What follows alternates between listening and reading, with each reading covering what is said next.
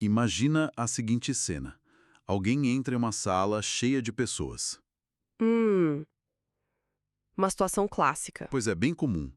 E antes mesmo dessa pessoa conseguir abrir a boca para dizer um simples oi, quem está lá do outro lado já tomou umas 3 decisões biológicas e fundamentais sobre ela.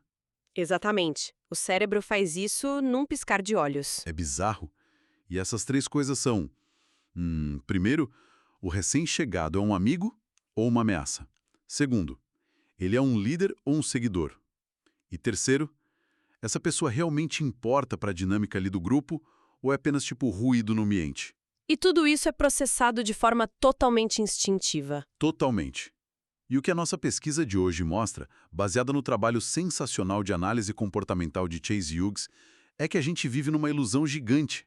Ah, a imensa maioria das pessoas vive sobre essa ilusão. A de que a influência começa no momento em que as palavras começam a sair da boca. Exato. Mas a ciência do comportamento aponta para uma direção completamente oposta, sábio. A influência real, aquela que muda as coisas, ela começa lá no sistema nervoso, muito antes de atingir a mente consciente de quem está ouvindo. E os dados dessa análise profunda revelam algo incrível, né? Uma janela biológica secreta de exatos 90 segundos. Isso, 90 segundos cravados. E é aí que a magia acontece, porque o pensamento crítico do indivíduo ainda não ligou totalmente. É como se o cérebro estivesse carregando o sistema ainda, operando puramente na base do instinto de sobrevivência, do reconhecimento de padrões e, claro, daquela vibração não verbal. Uhum. Então, a nossa missão nessa análise de hoje é justamente dissecar o que as fontes chamam de mapa de controle de 90 segundos. Vamos explorar como é biologicamente possível contornar todos esses filtros de percepção. Basicamente, como escrever informações direto no sistema nervoso de outra pessoa. Antes mesmo que a mente analítica dela perceba o que está rolando. E tipo, para desempacotar isso tudo de um jeito visual, eu gosto muito de usar uma imagem mental. Pensa assim, é como se o cérebro fosse um segurança gigante na porta de uma daquelas baladas bem VIP. Adoro essa analogia. Faz muito sentido. Pois é, esses primeiros 90 segundos são exatamente aquela checagem rigorosa na porta. Se o segurança não aprovar a linguagem corporal que ele está vendo ali na fila, a mensagem nunca vai chegar no chefe lá dentro. Que no caso seria a mente consciente. Isso, a porta simplesmente não abre. E seguindo essa imagem do segurança, o processo biológico tem etapas muito, mas muito bem definidas. A primeira delas é o que chamamos de impressão de autoridade. Que rola logo de cara, certo? Sim, nos primeiros 10 segundos da interação. E olha, essa é a janela mais curta e, evolutivamente falando, a mais crítica de todas. 10 segundos não é nada. Não é nada. Mas nesses 10 segundos iniciais, o cérebro humano está faminto, só que absolutamente não por palavras, Ele nem escuta as palavras direito ainda, né? nem processa direito. Ele busca dados não verbais para garantir a própria segurança e determinar ali a hierarquia do ambiente. Ele fica avaliando a postura, o grau de tensão muscular. Exato.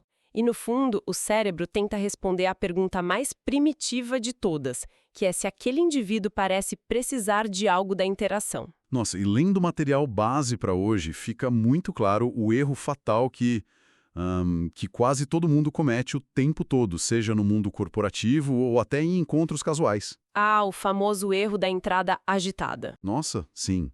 É a cena clássica. A pessoa entra na sala sorrindo de orelha a orelha, balançando a cabeça afirmativamente antes mesmo de ouvir qualquer coisa, sabe? Uhum. Se ajustando na cadeira, sem parar, puxando a roupa. Isso. E para o sistema nervoso de quem está ali observando, isso não comunica simpatia, como a gente acha que comunica. Isso grita tipo uma necessidade desesperada de aprovação. É o corpo sinalizando que o indivíduo está calibrando o próprio comportamento para agradar aquele ambiente. É uma bandeira vermelha gigante. Com certeza. E o cérebro que observa essa agitação toda processa a informação e, na hora, categoriza a pessoa no nível mais baixo da hierarquia daquele lugar. Então a resposta certa para projetar a liderança logo de cara seria o quê? É o que as fontes chamam de quietude controlada. Quietude controlada. Tá. Isso. E aqui a gente precisa fazer uma distinção técnica bem fundamental. Não se trata de rigidez, sabe? Ah, tipo ficar duro feito uma estátua? Exato, uma postura rígida, com os ombros travados, aquela respiração curta, isso sinaliza ansiedade, é preparação para o perigo. E isso também deve ser lido como fraqueza ou ameaça pelo segurança da balada? Com certeza. A quietude controlada, por outro lado, é a manifestação física de uma estabilidade interna muito profunda. É quando a pessoa simplesmente não tem a necessidade de fazer movimentos sem propósito. As mãos ficam repousadas com calma, o olhar é fixo, mas sem ser agressivo. A respiração é lenta. Quando o cérebro alheio capta essa quietude absoluta, ele não tem outra opção biológica senão categorizar aquela presença como autoridade. Caramba, mas peraí, eu preciso fazer o papel de advogado do diabo rapidinho aqui. Vamos lá. Porque sorrir, concordar com a cabeça, ser agradável de modo geral. A gente aprende desde criança que a educação é a base de qualquer boa interação social. Sim, é o que todo mundo aprende. Então, se eu simplesmente entrar num ambiente e não sorrir para as pessoas, isso não ia me fazer parecer arrogante em vez de autoritário. É uma ótima pergunta.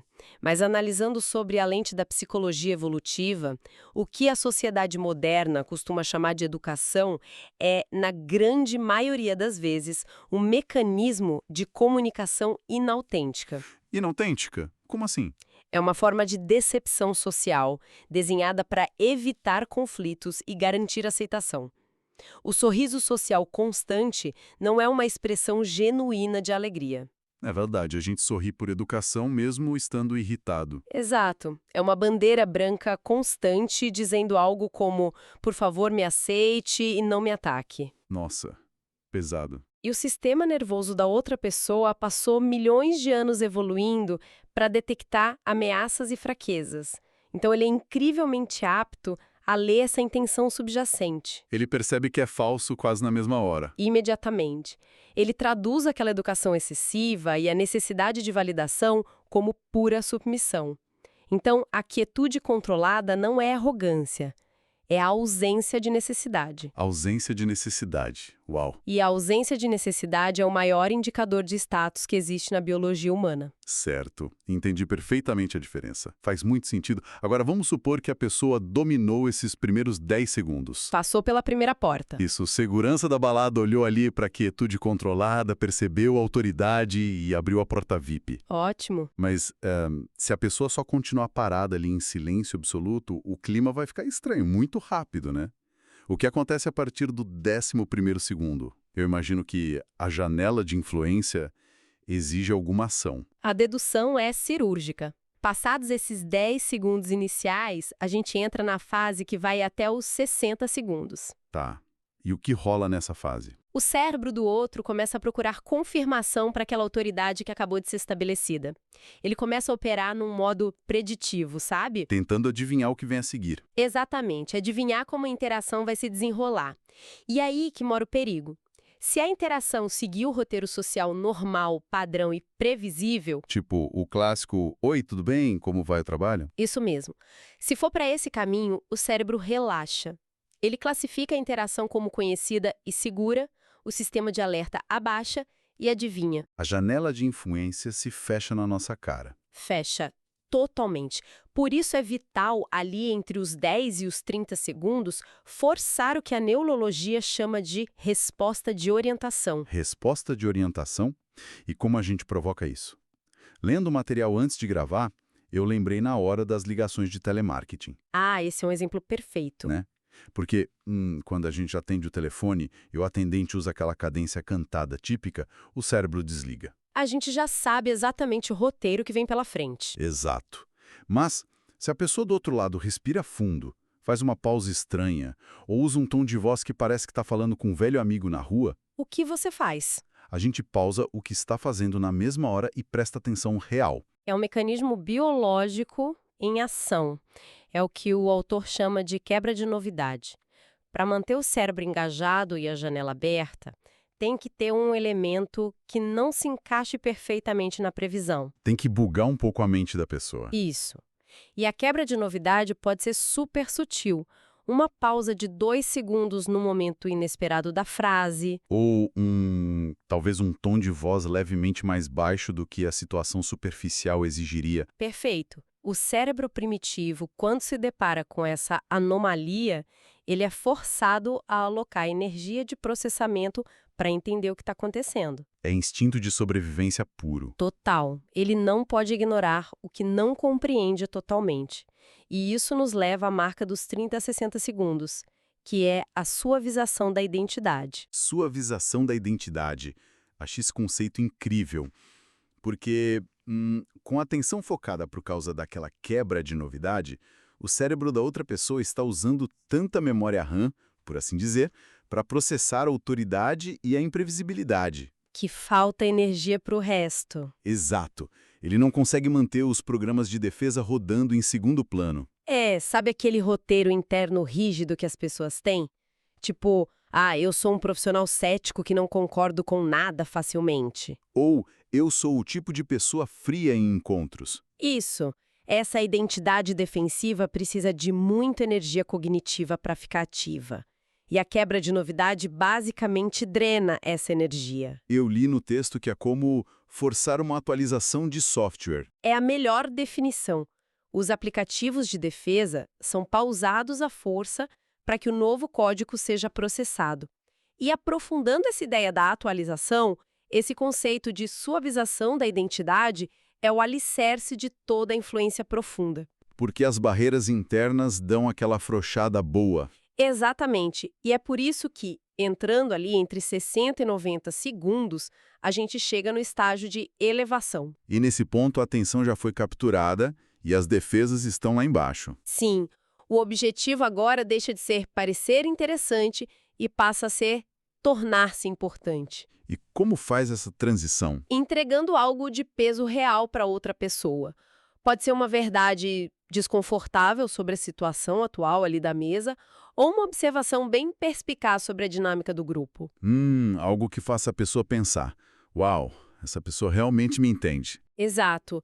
Quando a entrega tem esse peso, o sistema nervoso interpreta a mensagem como: estou sendo visto de verdade, além daquela superficialidade social, e não estou sendo julgado. E o resultado físico disso é muito louco, né?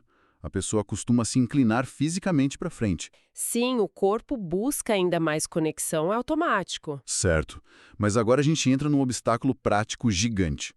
A teoria faz sentido, as defesas caíram, mas se eu simplesmente aproveitar essa janela de confiança para, sei lá, dar um conselho direto ou tentar mudar a ideia da pessoa sobre um negócio. Fazer uma exigência direta. Isso, fazer uma exigência. O simples fato de eu cobrar algo não ligaria a mente analítica dela na mesma hora? Tipo, o alarme ia disparar de novo?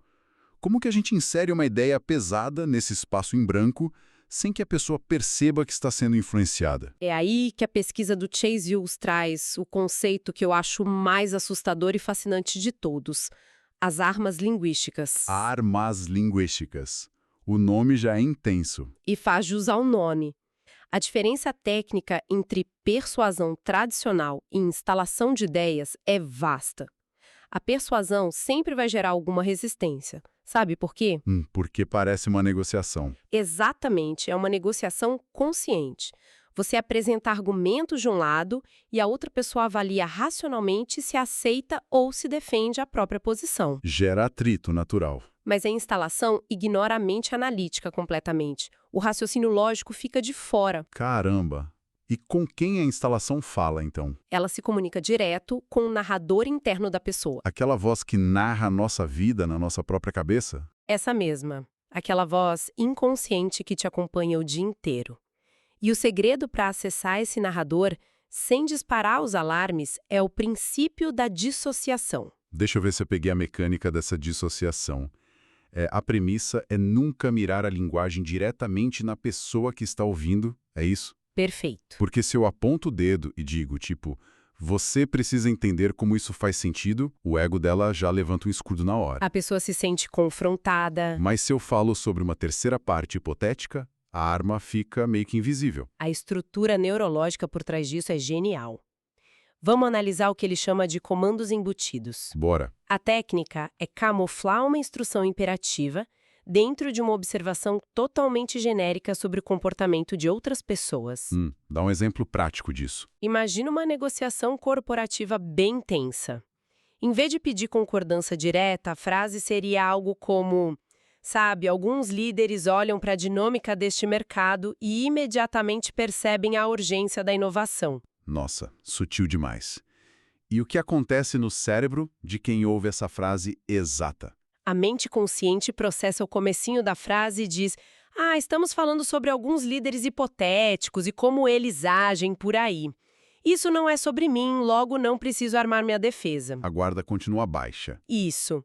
Só que a mente inconsciente processa a linguagem de forma muito literal e ela não filtra os pronomes em tempo real. Mentira. Sério? Sério? O que o inconsciente escuta e absorve de verdade é só o bloco final, que é um comando imperativo.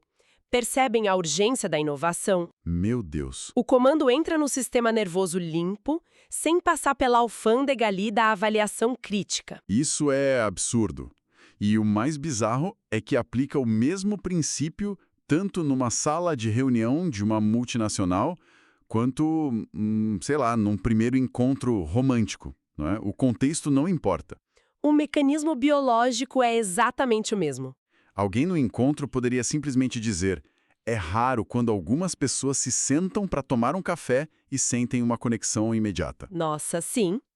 A mente consciente da outra pessoa ouve uma observação sociológica tranquila sobre encontros raros. Mas a mente inconsciente toma a instrução direto na veia. Sentem uma conexão imediata.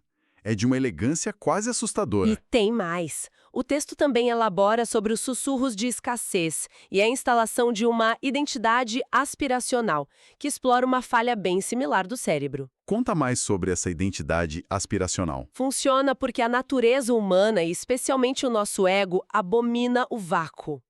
Como assim o vácuo? Quando você descreve, de forma dissociada, claro, um tipo de pessoa que representa, digamos, uns 10% a mais de evolução, sabedoria ou coragem do que o seu ouvinte tem atualmente. Você meio que cria um espaço em branco para lhe preencher. Isso. Em vez de falar diretamente, ah, você é muito corajoso por fazer isso, que pode soar super falso e levantar suspeitas. Lisonja barata sempre liga o radar, né? Exato. A construção ideal seria, sabe, existe um tipo muito raro de profissional que olha para um desafio desse tamanho e escolhe enfrentar o risco com calma. Uau! Não tem pressão nenhuma. Nenhuma pressão externa, mas internamente o ego da pessoa que escuta entra em ebulição.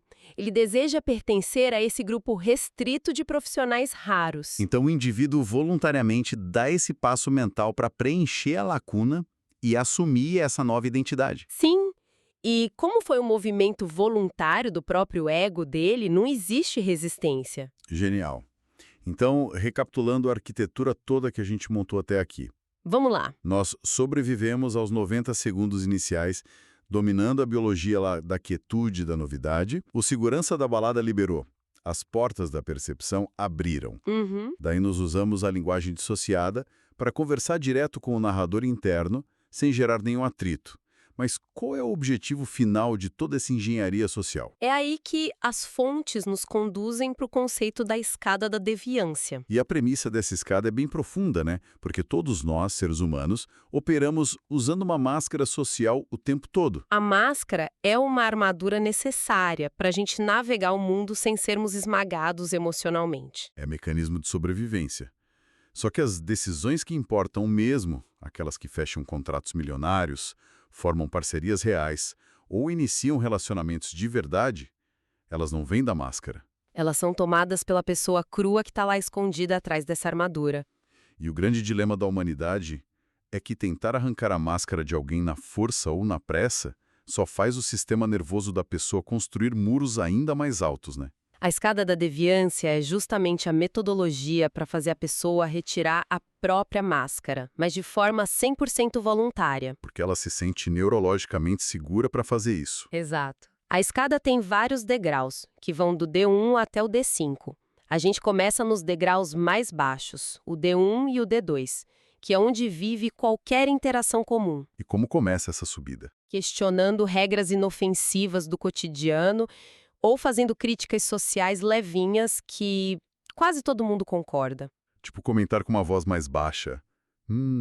Nossa, é impressionante a quantidade de energia que a gente gasta fingindo que essas reuniões intermináveis resolvem alguma coisa. Perfeito. Isso cria um vínculo inicial, um acordo tácito de que vocês dois conseguem enxergar além da superfície ali da rotina. É uma cumplicidade de baixíssimo risco. Mas as fontes mostram que o salto de verdade acontece quando a conversa passa lá para os degraus D3 e D4. Aqui a gente deixa a crítica genérica de lado e entra no território das verdades privadas. E dos tabus comportamentais, né? É o momento de compartilhar uma falha pessoal ou verbalizar uma daquelas verdades que a sociedade treina a gente para fingir que não existe. Tipo, admitir algo como, sabe, às vezes alcançar aquele cargo profissional que todo mundo aplaude traz um vazio muito silencioso no fim do dia. Um ótimo exemplo de verdade privada. Mas, olha, entra um sinal vermelho gigante na nossa análise aqui. Pode falar. Pular de uma conversa sobre o clima, ou mesmo de uma crítica inofensiva sobre reuniões ali no degrau 1, direto para uma confissão existencial de peso do degrau 4, isso não é exatamente aquilo que a internet chama de trauma dumping, despejo de trauma. É o famoso trauma dumping. E isso não faria o sistema de defesa do outro entrar em pânico na mesma hora? Com toda certeza. E essa observação toca no ponto central de onde os amadores falham ao tentar criar conexão rápida. Assusta outra pessoa. Assusta a amígdala cerebral da pessoa, que lê essa intensidade emocional repentina como instabilidade. E instabilidade é ameaça. A mecânica para transitar por esses degraus com segurança é a chamada ponte de permissão. Ponte de permissão. E o que sustenta essa ponte não são as palavras que a gente escolhe, certo? Não. É uma microcoreografia física e vocal. Ela que sinaliza para o cérebro primitivo que a transição para a profundidade é segura e que você está no controle. É como se fosse aquele aperto de mão secreto da biologia. Como que funciona essa permissão na prática? A mecânica envolve 3 passos quase simultâneos. Antes de entregar a verdade privada do degrau mais fundo, você precisa baixar o volume da voz significativamente, Tá, baixar o tom. alterar a cadência para um ritmo visivelmente mais lento e reflexivo, e o mais vital de tudo, o pulo do gato, Qual? quebrar o contato visual, olhar para baixo ou para o lado por 1 segundo inteiro antes de voltar a olhar para a pessoa. Por que o contato visual é tão importante nisso? A biologia evolutiva explica. Na natureza, o contato visual contínuo e intenso quase sempre precede um desafio de dominância ou um ataque predatório. É intimidador. Muito. Quando o indivíduo quebra o contato visual e abaixa o olhar temporariamente, ele desliga os alarmes de ameaça no cérebro de quem está observando. Ele comunica uma vulnerabilidade física temporária. O sistema nervoso alheio junta as peças, a voz baixa, o ritmo lento, o olhar desviado. E o segurança da balada diz, opa, o que vem a seguir é profundo, é autêntico, e eu não estou sob ataque, posso relaxar e ouvir. Exatamente isso. Mas, o detalhe mais implacável sobre essa coreografia física toda é que você simplesmente não pode fingir. As fontes deixam isso claríssimo. Não é um truquezinho de teatro, de jeito nenhum. Pois é, se não existir um autoconhecimento real, uma vulnerabilidade verdadeira por trás daquela pausa e daquele olhar que você desviou, o corpo vai vazar informações. Vai vazar microexpressões de incongruência. Um leve tremor, um músculo tenso no rosto que você nem controla. E o sistema da outra pessoa vai detectar essa mentira emocional em milissegundos. E aí, quando o cérebro percebe que está sendo manipulado com uma ponte de permissão falsa, a máscara social não só volta, ela volta trancada a 7 chaves e aquela confiança é destruída para sempre. A verdade genuína ainda gera muito mais segurança neurológica do que qualquer técnica isolada que você tenta usar. Analisando toda essa trajetória maravilhosa, o quadro que a gente montou é praticamente uma engenharia reversa do comportamento humano, né? Total. A gente começou lá decifrando os primeiros 10 segundos, entendendo que a impressão de autoridade exige quietude, não agitação, para agradar os outros. Aí exploramos como a quebra de novidade força o cérebro a prestar atenção, levando para aquela suavização da identidade onde as defesas finalmente caem ali na marca de 1 minuto. Entendemos a mecânica assustadora por trás das armas linguísticas, usando a dissociação para contornar a mente analítica. O papo com o narrador interno, incrível. E a gente concluiu com essa arte delicada de descer a escada da deviância, usando a biologia da ponte de permissão para criar um ambiente seguro, onde as máscaras caem sozinhas. Para quem está acompanhando essa nossa análise profunda de hoje, a relevância prática de dominar essas dinâmicas invisíveis é simplesmente gigantesca. Porque se aplica a tudo, entrar numa sala de reuniões com investidores, um primeiro encontro, destravar uma negociação impossível. Entender essa janela biológica muda completamente a trajetória de qualquer relação humana. E antes mesmo da primeira frase terminar de ser falada, o jogo da influência já foi ganho ou perdido. O que nos deixa, no fim das contas, com uma última reflexão de muito peso. É um pensamento que balança bastante as nossas ideias sobre o livre-arbítrio, sabe? Manda essa. Se o nosso pensamento consciente, essa faculdade superracional da qual a gente tanto se orgulha, pode ser contornado e redirecionado de maneira tão cirúrgica, só por biologia evolutiva, umas pausas e sintaxe em 90 segundos, 90 segundos, cara. fica a pergunta: quantas das nossas convicções mais profundas sobre as pessoas que a gente conhece, ou até mesmo os relacionamentos mais longos que a gente tem, foram essencialmente decididos e cimentados antes mesmo da gente perceber que tinha a chance de fazer uma escolha real? Nossa, é uma provocação que altera o jeito que a gente vê o mundo todo. Pois é, a ilusão da escolha é poderosa. Então fica a dica para todo mundo. Da próxima vez que um desconhecido cruzar a porta de uma sala cheia, a tarefa é clara. Não foca apenas no discurso que ele decorou. O verdadeiro teste é observar a quietude na entrada, notar onde a voz quebra para trazer a novidade. Tentar ler naquelas entrelinhas esses 90 segundos invisíveis que estão lá no fundo, ditando as regras de tudo que vem pela frente. Exatamente. Ficar de olho no invisível. Bom, a gente agradece a todos que mergulharam com a gente em mais essa estrutura complexa da mente humana.